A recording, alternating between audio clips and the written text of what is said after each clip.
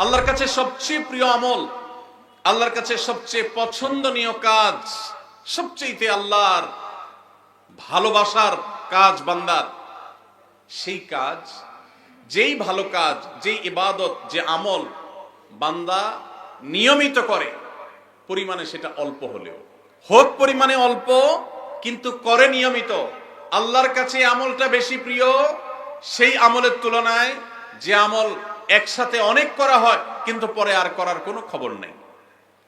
কেউ রমজানে কোরআনে কারীম 2 খতম দিয়েছেন, মাশাআল্লাহ, কেউ 3 খতম দিয়েছেন, কিন্তু রমজানের পরে কোরআনে কারীম 3 খতম, 2 খতম, 1 খতম দেয়া তো দূরের কথা, পরবর্তী রমজান পর্যন্ত আর কোরআনটা ছুঁয়ে দেখা হয় না, খুলে পড়া হয় না, তেলাওয়াত করা হয় না, 1 পৃষ্ঠা পড়ার সুযোগ হয় না। তাহলে এই 3 খতম 2 খতমের চাইতে রমজানে কেউ যদি 1 খতম কোরআন দেন অথবা তার চাইতে কমও কোরআন তেলাওয়াত করেন, কিন্তু রমজানের পরে সেই কোরআন দিনে হয়তো 2-5 পারা পড়তে পারেন না, কিন্তু 1 পৃষ্ঠা হইলেও পড়েন, 2 পৃষ্ঠা হইলেও পড়েন, তার দৈনন্দিন রুটিনের মধ্যে কোরআন তেলাওয়াত থাকেই থাকে। আল্লাহর কাছে ওই 3 খতম দেওয়া কোরআন তেলাওয়াতকারীর চাইতে মাত্র 10 পারা কোরআন তেলাওয়াত করেছেন যিনি রমজানে, কিন্তু রমজানের পরেও সেটাকে ধরে রেখেছেন, পরিমাণে অল্প হলেও আল্লাহর কাছে এই দ্বিতীয় ব্যক্তি অনেক বেশি শ্রেয় এবং প্রিয়। প্রিয় ভাইরা আমার, রমজানে আপনি অনেক দান দক্ষিণা করলেন, রমজানের পরে আর খবর নাই, আল্লাহর কাছে এটার চাইতে বেশি প্রিয় রমজানে তৌফিক অনুযায়ী দান সাদেকা করেছেন, রমজানের পরেও আপনি দান সাদেকা অল্প অল্প হলেও ধরে রাখার চেষ্টা করেছেন।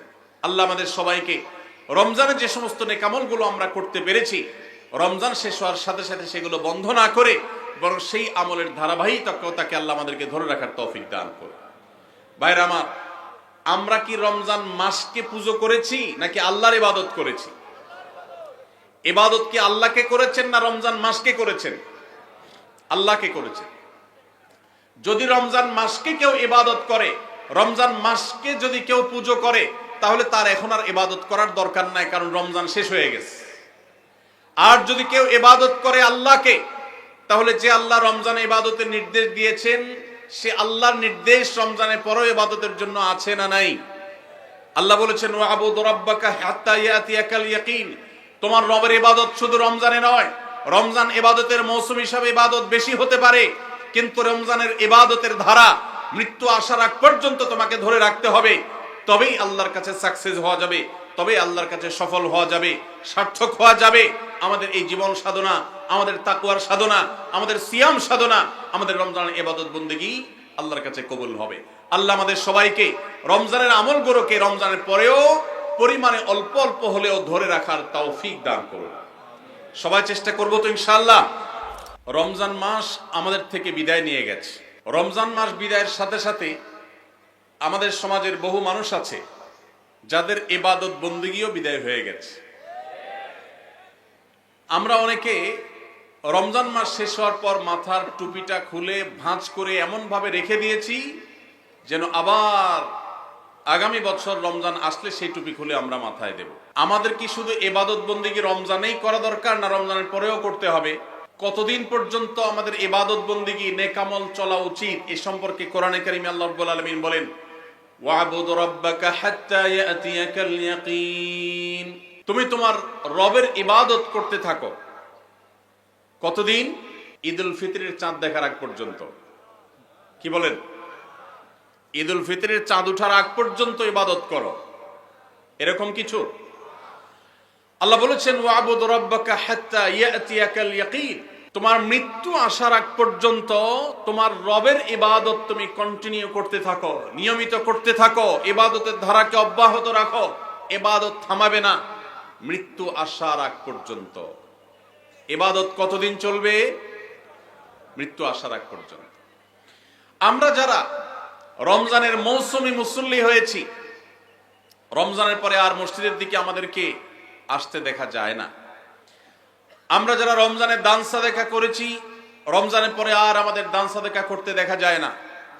আমরা যারা রমজানে কোরআন তেলাওয়াত করেছি, তারাবির নামাজে কোরআন শ্রবণ করেছি, শুনেছি, রমজান চলে যাওয়ার পরে কোরআন আর ছুঁয়ে দেখা, স্পর্শ করার তৌফিক সুযোগ আমাদের যাদের হয় না, প্রিয় ভাইরা আমার, আমাদের জন্য অত্যন্ত ভয়াবহ একটা বার্তা আছে।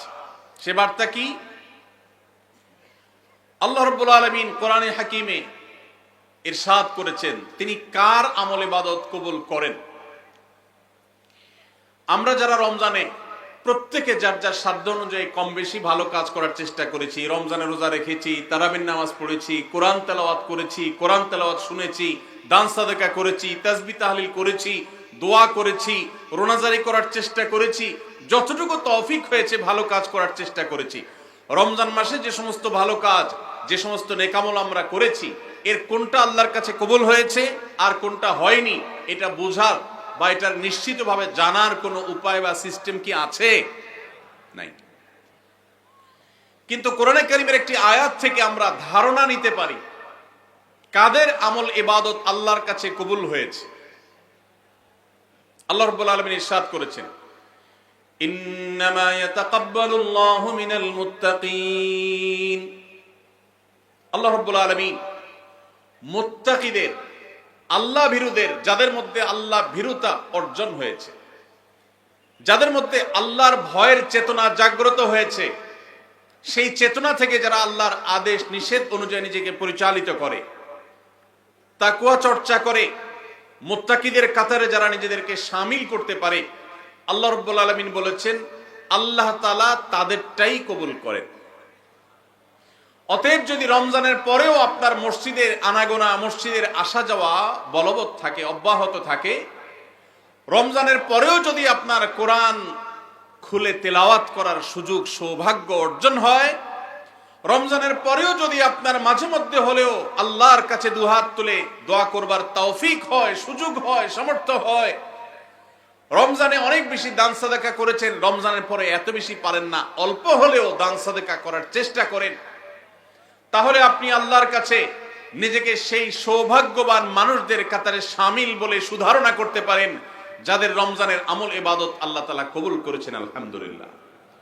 প্রিয় ভাইরা, আমাদের আমল ইবাদত কবুল হয়েছে কিনা এটা বুঝার সবচেয়ে বড় মাধ্যম হলো এটি, রমজানের পরেও যদি আমি রমজানের আমল ইবাদতের ধারাকে ধরে রাখতে পারি, অব্যাহত রাখতে পারি, সে আমলগুলো পরিমাণে ভলিউমে সেরকম করতে না পারলেও অল্প অল্প করে হলেও যদি রমজানের পরে সেগুলোকে আমরা ধরে রাখতে পারি, এখনো মসজিদে যাওয়া আসা থাকে, কোরআনের সাথে সম্পর্ক থাকে, অন্যান্য নেকামলগুলো যদি অল্প অল্প করেও করতে পারি, তাহলে এর মানে হলো এটা আলামত আল্লাহ তাআলা আমার রমজানের ইবাদত কবুল করেছেন, আমাকে মুত্তাকিদের কাতারে শামিল করেছেন।